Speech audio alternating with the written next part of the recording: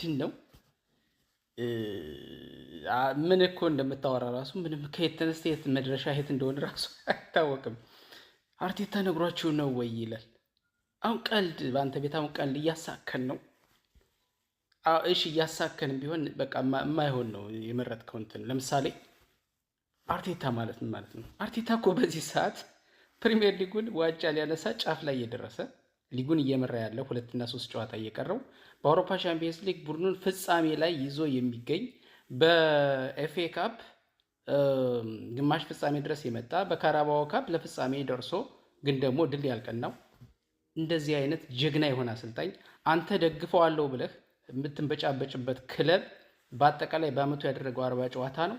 አርቴታ እስካሁን ያሸነፈው ብቻ 42 ጨዋታ ነው። ምንድን ነው የምታወራው? ዛሬ ተጃጅሎ ተዳክሞ ቅጡ ጠፍቶት ግራ ገብቶት 0-0 የወጣ ቲምክን እዛ ላይ ተበሳጭተህ ከሆነ እሱ ላይ ያለህን ብስጭት ለመወጣት በዓለም ላይ አሉ ከሚባሉት ግንባር ቀደም ከሆኑ አሰልጣኞች መካከል የአንደኛውን ጠርተህ የእሱ የአሰላለፍ ስታይል ያጫወት ስልት በአጠቃላይ ምንድነው ቡድን የሚመራበትና የሚያሰለጥንበት መንገድ ደካማነቱን ልትነግረን ስትሞክር፣ ተራነቱን ልትነግረን ስትሞክር እንዴ ማፈር አለብህ አንተ ምንድን ነህ?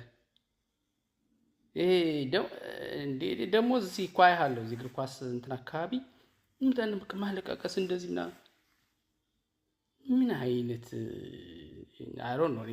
ስድብ አልወድም።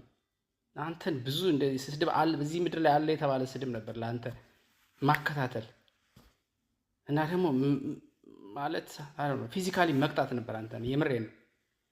አሁን አርቴታን ደረደራ በአንተ አፍ የሚጠራ አይደለም።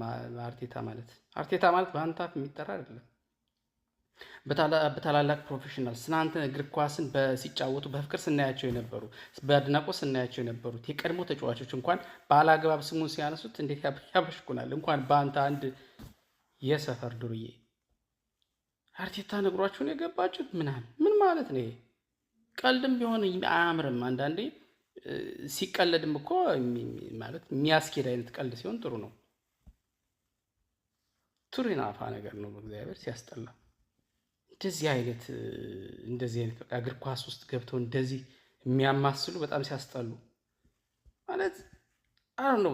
ቡድንህን በአግባቡ መተቸት፣ በሚያስቅ መንገድ መተረብ። አሁን ለምሳሌ ፏድ አለች የአርሰናል ደጋፊ ነች። የአርሰናል ደጋፊ ስለሆነች ብቻ ሳይሆን ሌሎችንም ቲሞች የምትተርብበት መንገድ በቃ ሙድ ያለው ማለት ነው።